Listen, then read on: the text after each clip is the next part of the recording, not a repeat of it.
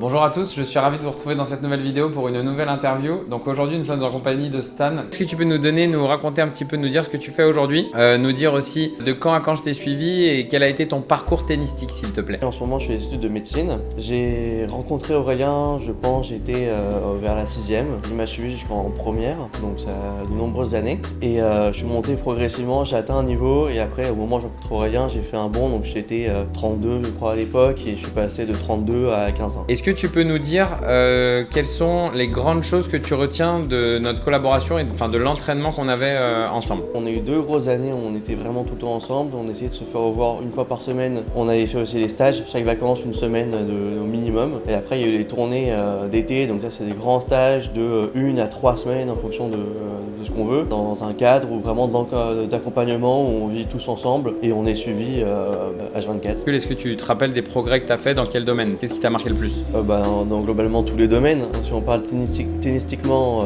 tactiquement et techniquement, ça n'a rien à voir du début à la fin, on peut pas comparer. Mentalement aussi et physiquement aussi, parce que il faut tenir du coup pendant les matchs et pendant les entraînements. Autre point, est-ce que tu peux nous dire qu'est-ce que ce parcours tennistique, ce travail ensemble t'a apporté dans ta vie d'étudiant maintenant et d'homme? Premièrement, j'ai envie de dire que je suis devenu plus autonome et plus rigoureux. J'ai toujours été un minimum autonome parce que mes parents me déposaient avant qu'on se rencontre au tournoi et je gérais un peu seul. Mais là, j'ai vraiment une plus grande autonomie parce que ça se résume aussi à se poser des questions sur soi-même et se dire pourquoi j'ai fait ci et pourquoi ces résultats-là. Plus rigoureux, mieux organisé et en fait se dire que même si on échoue, tant qu'on a tout donné, c'est pas grave. Par exemple, là l'année dernière j'ai fait une année de médecine, j'ai loupé la première année, mais j'ai aucun regret vu que j'ai tout donné.